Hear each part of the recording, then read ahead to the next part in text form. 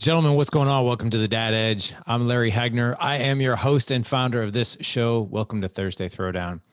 Question that I have for you. This is for all you men out there who are business owners. Yes, business owners. Business owners operate just a little bit differently than the average guy who punches the clock. And that's not to say better or worse. So let me get that straight for all you guys who are out there who are easily offended. Like, wait a second, what are you talking about? No. I am talking about we just operate just a little bit differently. We have a lot of demands on us. We have everything wants a piece of our time. Hey, can I get 5 minutes? Can I get 5 minutes of your time? Can I get this? Can I get that? You are leading teams if you're a business owner. You are leading customers if you are a business owner. And if you're listening to this show, you are also most likely a husband and definitely a father. If that's you, then this show is absolutely for you. And the question that I have for you is, are you out there chasing your dreams right now? Are you out there are you doing the work that makes you come alive? And if you're not, what is holding you back? What is holding you back? But here's the thing. There is also this side that a lot of entrepreneurs and a lot of business owners won't tell you, is that sometimes our businesses manage us and we don't manage it. And the other thing too is we take a lot of personal and emotional interest in our businesses because we are so passionate about them. I mean, they become like literally, if you have 2 kids, your business feels like a third kid sometimes. And not only do you have to show up in your business, manage that, lead people, lead yourself, lead your customers, provide value, systems, structure, automation, all these things that are so important. Because if you don't do those things, the business that you own and operate will crumble. On top of that, we have a responsibility to our wives to show up as the best, most authentic man and husband that we possibly can. And there's a whole variety of skills that go into that. And then there's fatherhood. And we all know creating an environment of psychological safety, creating trust and connection, epic memories with our kids is hugely important. As well as, not that all those things aren't important enough, you have to take care of your health and wealth of your mind, your body, your emotions, the whole 9 yards. So being a dad, husband, business owner is not for the faint of heart. And my guest today, I just love this guy. My guest today is Marc Hildebrand. He is a husband. He is a father. He is Dirty Harry. He didn't know I was going to say that. He is an LAPD sergeant. He is also the creator of First Responder Fitness. He provides mindset, fitness, nutrition solutions for those in unpredictable career paths as being a first responder himself. And get this, he has lost over 100 pounds. So there's like Marc 1.0. And then there's like now Marc 2.0.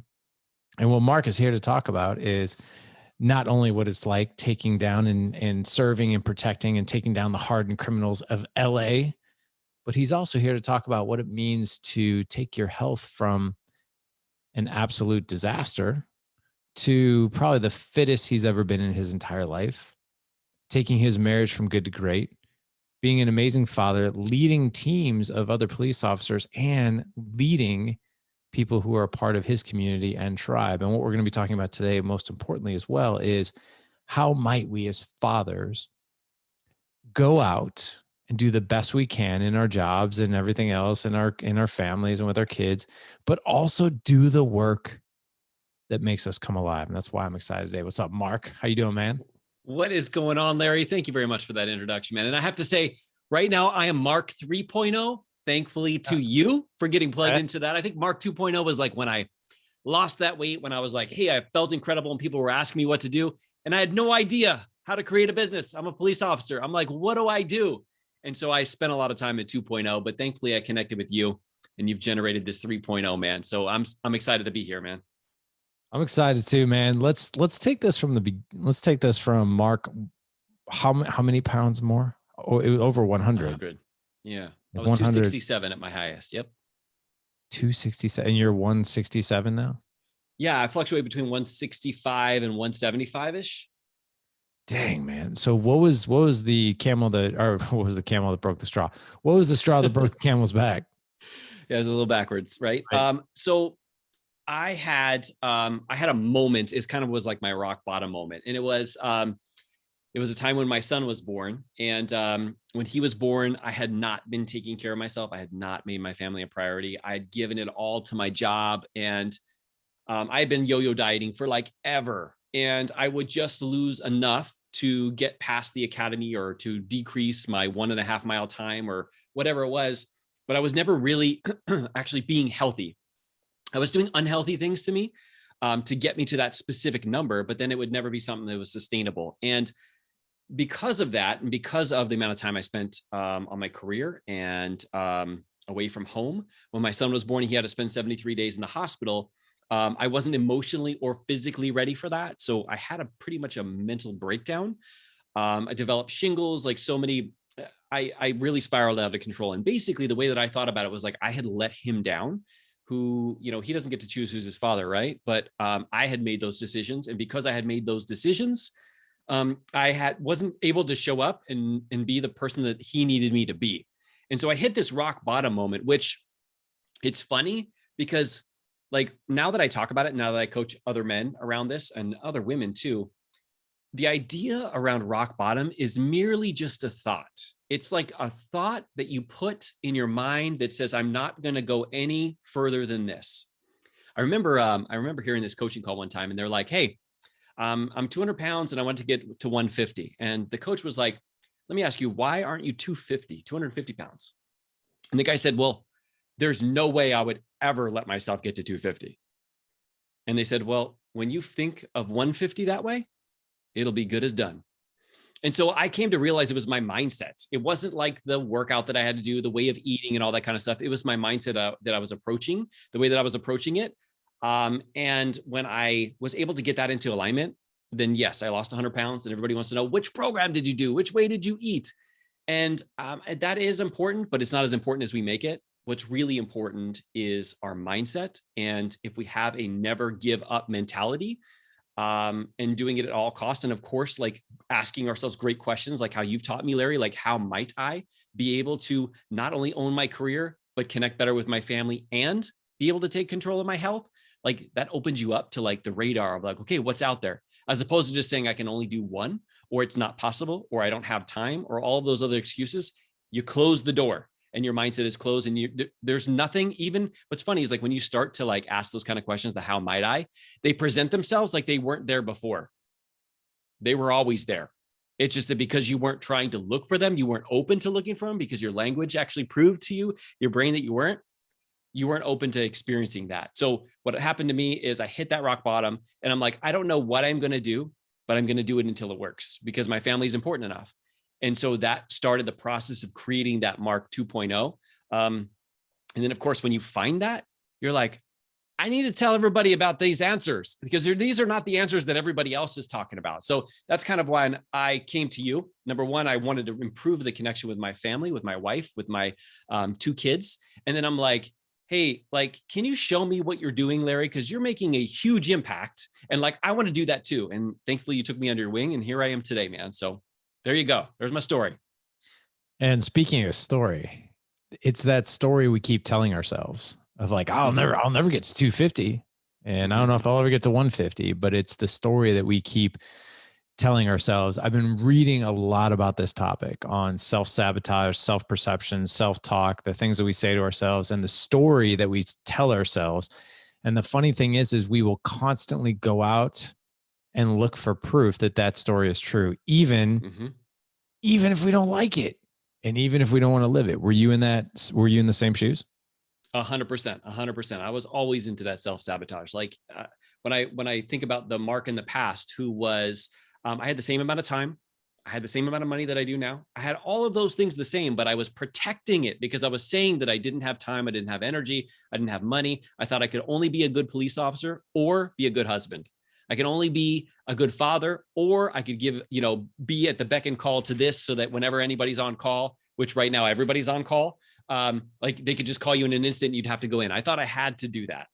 The thing is that I didn't. It's just that because of those beliefs, those thoughts that you think over and over and over again, and they feel so real, it actually, you make them come to fruition, right? It's crazy how our thoughts work, man. When you actually dive into the science behind it, like what you think about, like they say, what you think about, what you focus on grows, right? And so if you're thinking about how can I get better, how might I find a situation or find a way out of this, you're going to find it. But if you're like, there is no way, like you're actually going to make that happen to you. So yeah, that's so critical. Even the bad stuff, right?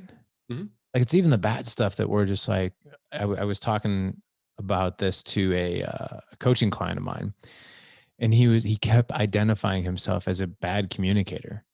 Like, I'm just not a good communicator. Like, I just don't know how to communicate. I don't know how to communicate my feelings. I don't know how to understand my wife's feelings. And then he would tell me stories to prove what he was telling me was true. Mm-hmm. So I kind of did what you did. I flipped the script on him, and I was just like, if you were to understand your wife more, how might you do that? Or if you were to understand your own emotions more, how might you do that?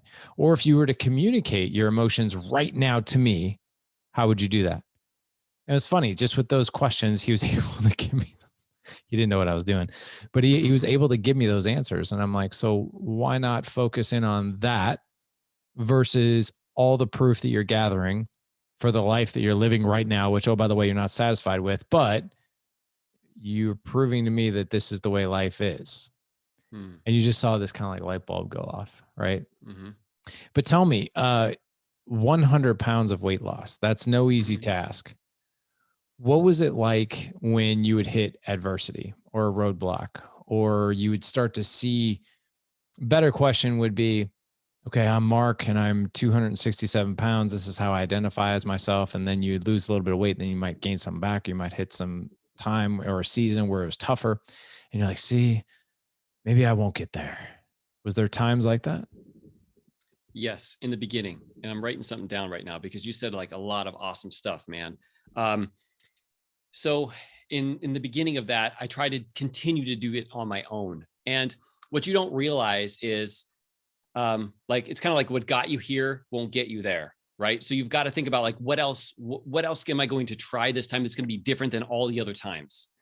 And what I found is like, just like what you do with your mastermind here is like, when I surrounded myself with people, like the reason why I immediately reached out to you and I'm like, how do I get in the DEA? Is because I know that when I surround myself with people who are like, I want to be a better husband, I want to be a better father, it's going to get me to lift up my expectations just as high as theirs, if not higher. And so I'm like, how do I get into a room of those people? And so I'm like, dude, sign me up, right? Because when I started to surround myself with people who were also working on their health and people who are maybe even a couple of steps ahead of me, it got me to see that like my journey was just like everybody else's. I'm going to have ups and I'm going to have downs. That's the way success and failure and all that kind of stuff works. It's a matter of whether or not you're going to continue to grow and become better and learn different ways and different methods and things like that. And how you can do that is having exponential growth. That's kind of what I think about it as. So when we're in like the accelerator mastermind, which I don't know if anybody like knows about, but that's the extension of the DEA, right? So when we're in there, and so it's me and like Philip's there, and we have Khalid who's there, and everybody has their own things that they're off learning, and they're taking it to the next level, and they come in there and they share it all with me. And then I'm sharing the things that I'm learning, and we all value not only our business, but our health and our family. It just lifts me up to an even higher level. And so when you said, yes, did I have these moments? I did, especially a lot when I was by myself. But when I was hanging out with other people who were doing the same things, like trying to make progress in the same areas as me, some of them ahead of me, and I was there also to kind of like inspire them as well as them inspire me, because motivation and inspiration is my gift. That's what I can give people. They feel it through like the video and through my audio. So that's my gift. That's what I can give them, but they give me a whole ton of gifts, and we all can exponentially grow and hold ourselves higher. And so when I saw that I was surrounding myself with other people and they were having those struggles too, they were going up and down and up and down and failing and succeeding and all that kind of stuff. It was like, oh, that's the way that's what happens, right? Because success leaves clues. And if you look at anybody who's like super successful, it hasn't come because they've succeeded all the time.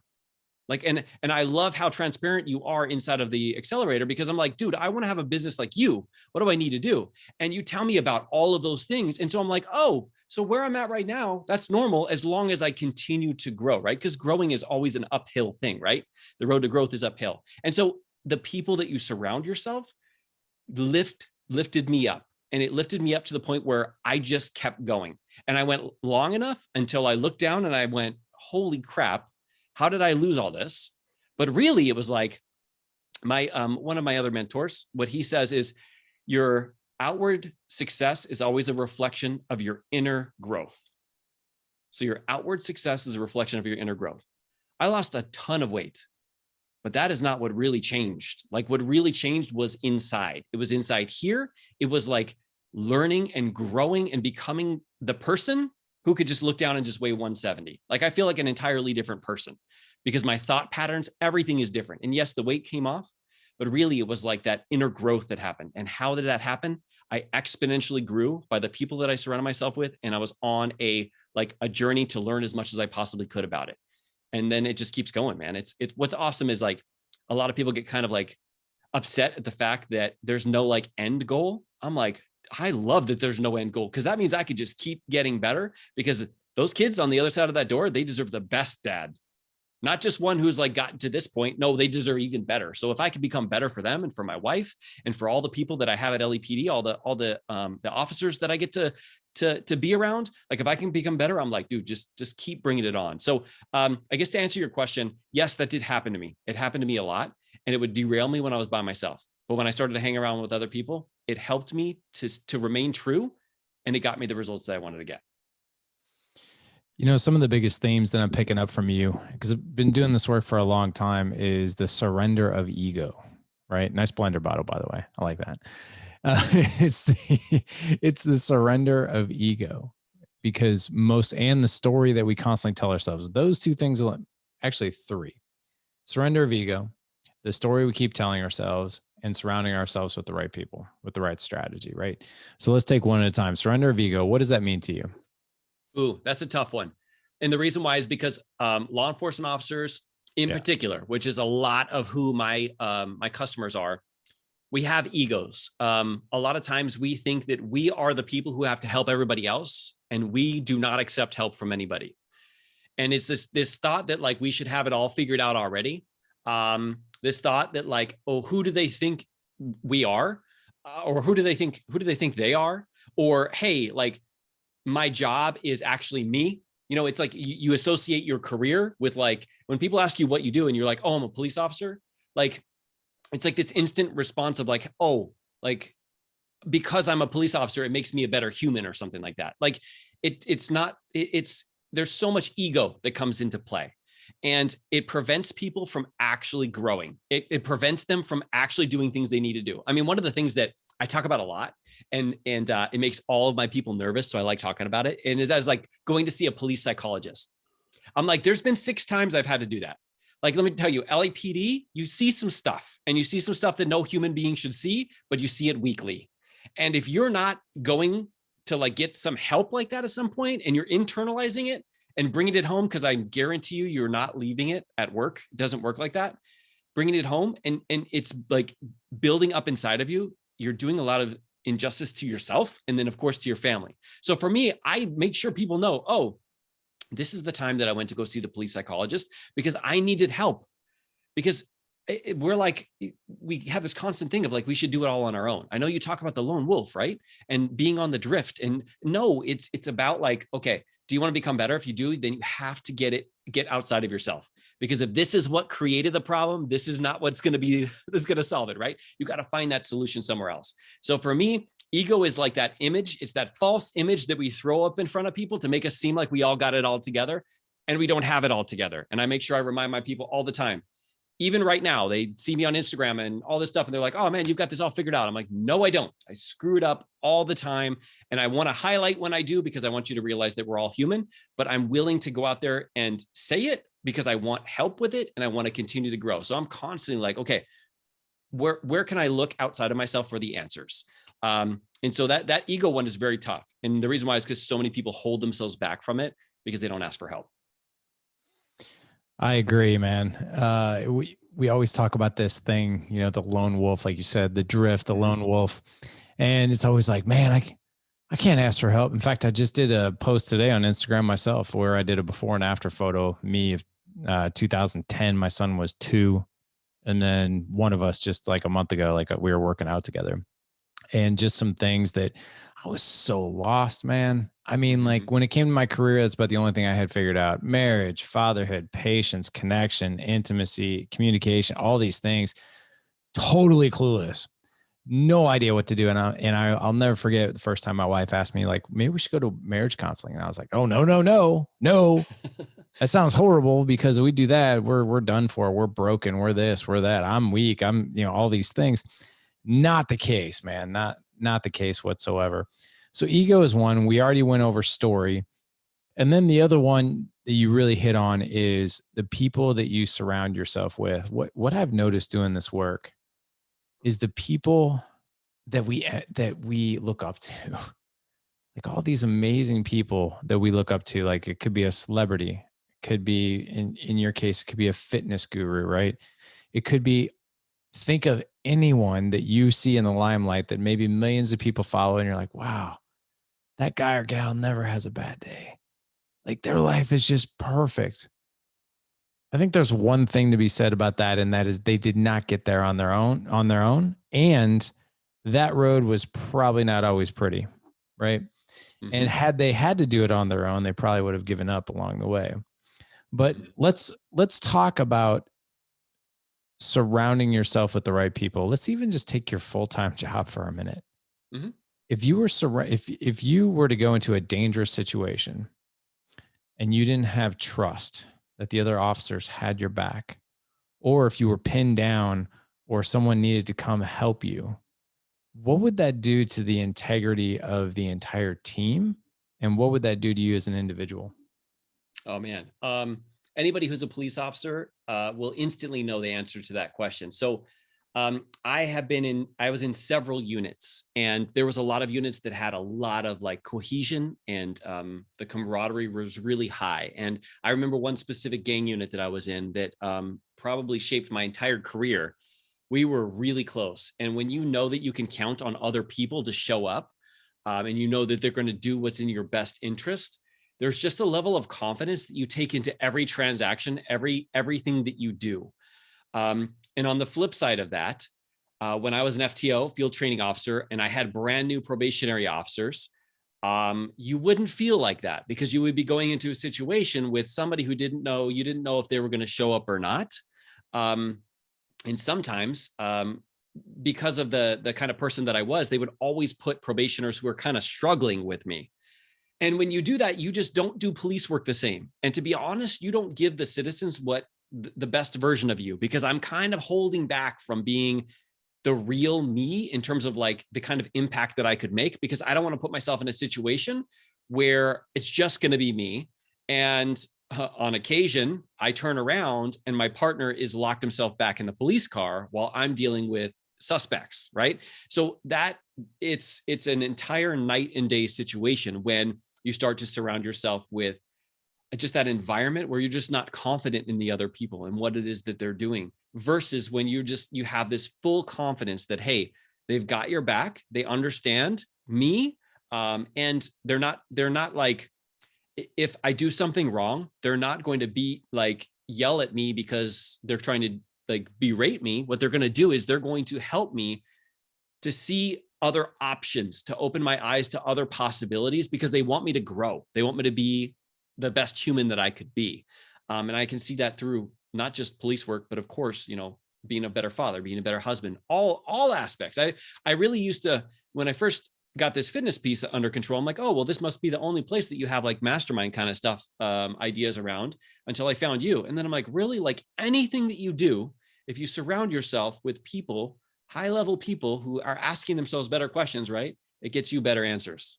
And so yeah, I mean, and I'm sure anybody else who's a police officer, firefighter, anybody who else has like a job where their life is on the line, there's a different feeling when you're in there with people that who've got your back, and they're going to be right there, and they're going to step up if somebody shoots at you, and they're going to return fire because it's like an automatic thing for them. There's a different level of confidence that you bring into the room.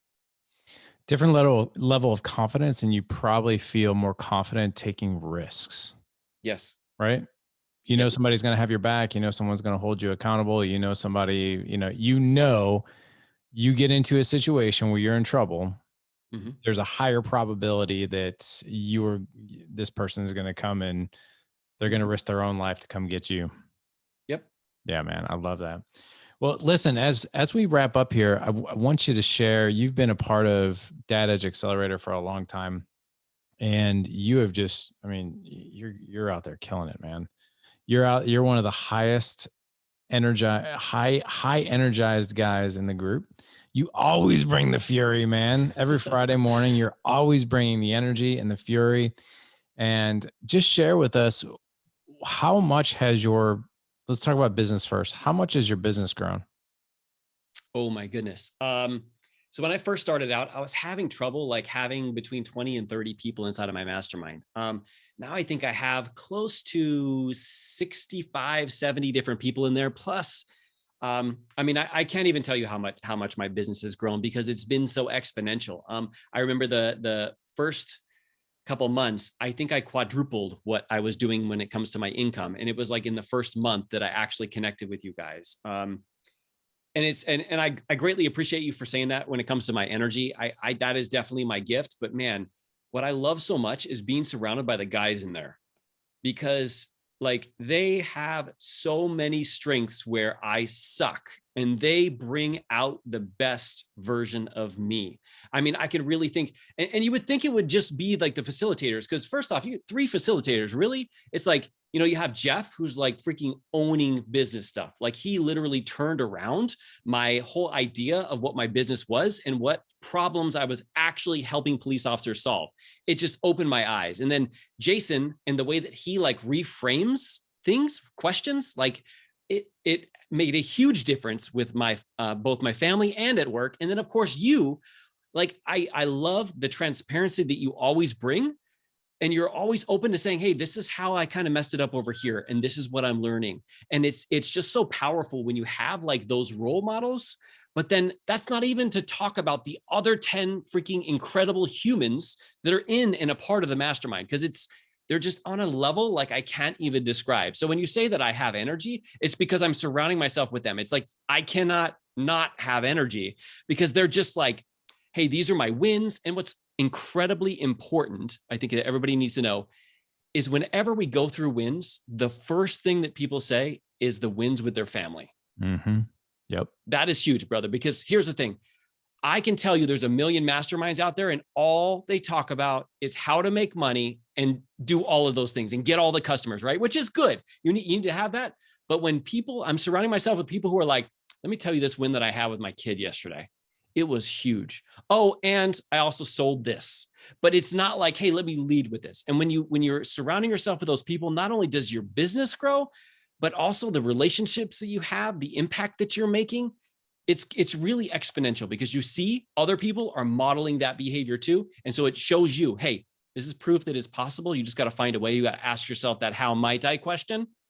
And you ask yourself that enough, you're going to get some amazing, amazing answers. So I know that was supposed to be short, but I can't stop talking about it, because it is like, I almost hesitated on joining. And looking back at that would have been the dumbest decision I had ever made, because I was like, oh, I'll be able to figure this out on my own. I reverted back to the old Mark. And I was like, wait, no, if what got me here is not going to get me there. And I don't know if this is going to be it, but I'm going to do it. And I fully committed. I jumped in, and I'm like, holy cow. I cannot believe I almost held myself back from that. Every Friday, I cannot freaking wait to get on the call. And what's funny is my kids, I'm like, hey guys, I'm going to go to school. I'm going to learn how to be a good dad and to be a better business owner. And they're like, oh, wow. Because now they're like, that's normal. Like, I just go to school to be a good dad. Like, I'm going to do that when I get older. And I'm like, yes, that is a huge win in my corner. So I love Fridays. Fridays are like, I'm ready to go. I know I get on about an hour early, and I'm like, man, where's everybody at? But it's just, it has that kind of impact on me, not just because of the feelings, but of the tactics that you guys share in there that literally not only take my business to the next level, but take all the other aspects of my life to the next level too. Man, I love hearing that. And you are absolutely right. So just so you guys know, for clarity, so Mark is in what we call our Friday group of the accelerator. We also have a Tuesday, Thursday, soon to have a Monday, Wednesday as well. This particular group, we are capping it at 100 people. They're 100 people, I would say, Mark, that are just like you. They're hungry, they're humble.